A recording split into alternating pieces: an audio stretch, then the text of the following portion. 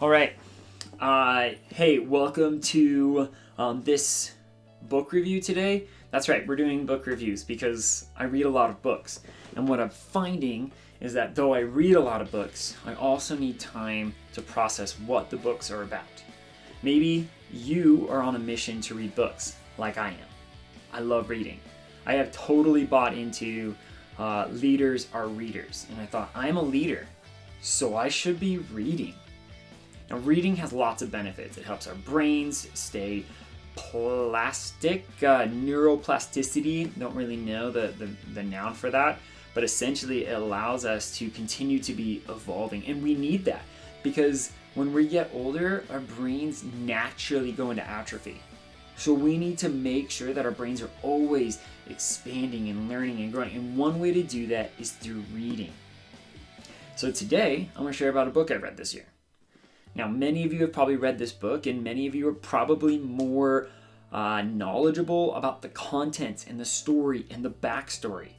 But that's why I want to bring it to you, because there's something about this book that amazed me. And that's right, that's why you watch this one, because this one is Return of the King. Now, The Return of the King is the third book in a series. You might know it, the Fellowship of the Ring, the Lord of the Rings. Oh my goodness. Please don't comment on that.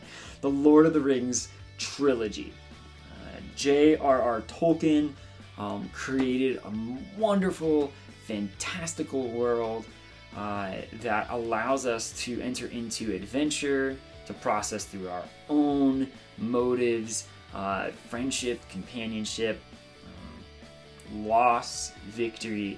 So much embedded into the life story of the characters in these series. If you don't know anything about this series, I think, why not? If you're a book reader and you're like, but I don't read fiction, that's okay. Pick this book up anyways, because it will actually help bring context to nonfiction. I love reading nonfiction. That's where I would rather live. But what I'm finding this year is I'm picking up some fictional stories is that it helps me engage better with nonfiction. Actually, Stephen King, you might know him or know of him as an author. He would read nonfiction to help with fiction, or he would read other fiction and other genres to help him with his genre. So I think if Stephen King, the master of storytelling, decides, hey, I gotta read some books once in a while that are different, probably I should too. So I picked up this book, The Return of the King. And here's the thing that I want to share with you. The Return of the King is not about the ring. The third book in the series of the Lord of the Rings is not about the ring. Now, we can argue about that, and I think that because I'm on camera, I get to say it a little bit more strongly than you do. Maybe you've turned it off by now. Here's what I thought about.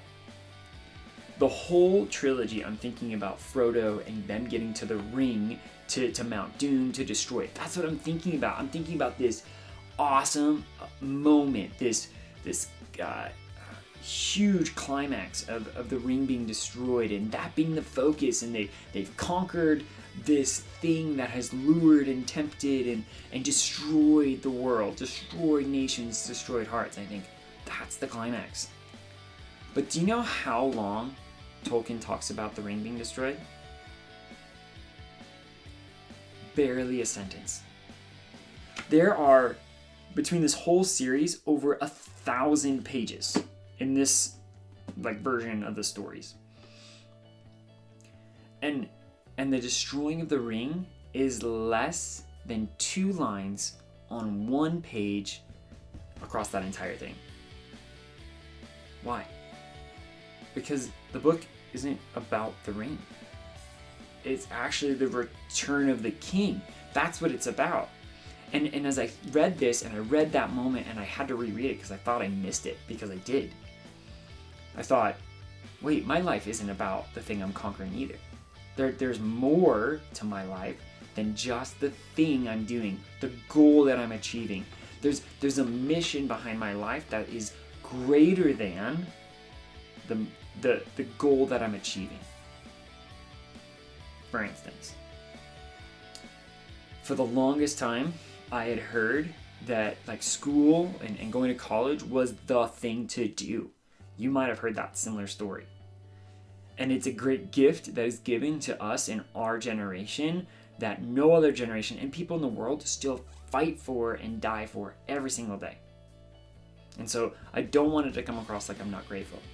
But there was a moment in my life where I realized I'm not gonna go to college. Is my life over? And I didn't go to college right out of high school, and there's a whole story that I can talk about another time. But I thought about this. When I went back to school, because I eventually did, and I thought it'd be easier to go to school when I had 3 kids and I was working a full-time job. Not quite sure how that process worked in my brain. But when I accomplished school and I finished it, I actually had a goal of finishing school in less than 2 years before I turned 30. And I did it. And then guess what happened? Like everybody, I had the dip. I accomplished the thing and then the downward spiral afterwards. Not a terrible spiral by any means, but there was definitely a lack of motivation. Why? Because I achieved my goal and I did it. And then I thought, what's next? What is happening afterwards? What am I really about? What am I really trying to achieve? Was I trying to just get a diploma? No, I realized that actually I went to school for the purpose to better support my employer, to get a better job. Not just to get a job, but to be a better contributor to the work I was doing. What is the goal in the thing that you're working at right now? Is it to run a marathon? Is it to hit your quota? Is it to get that girl to finally go out with you, right? Whatever that is, someday that goal might be achieved. I can't say it will be because I have no idea what your goal is, but one day it might be. And when it is, you won't have that goal to chase anymore. So don't let it be an idea that you have to actually stop setting goals. That's not it. Set your goals, do it. But there's something bigger and greater about your life. So for you that are in sales and you're like, I just want to hit my quota this quarter. Awesome, hit your quota. But what is actually your mission? Well, actually, I want to get a promotion. Cool. Well, people are promoted when they do their job. So set those mini goals and continue to do your job, right? That's what you're trying to attain. Think bigger. Beyond that, I want to be a manager. Cool. Do well in what you're doing now, and then begin to help bring people along and influence them along the way. That's bigger mission. There's a goal. One day you will be a manager, most likely. And then you'll already be doing the thing that you love to do, that you wanted to do. So this book, Return of the King, read it. It's powerful. It's a great book to read. If you are only reading nonfiction, pick up the fiction books. Man, Tolkien is great. And that probably doesn't even do a service. Don't say great. Read the book. But remember, the book actually isn't about the ring. It's about something so much bigger. It's just about something new. It's just about something greater. And in this case, it was a whole new age where Aragorn steps in as king. And all the other wonderful things that happen after these books do occur.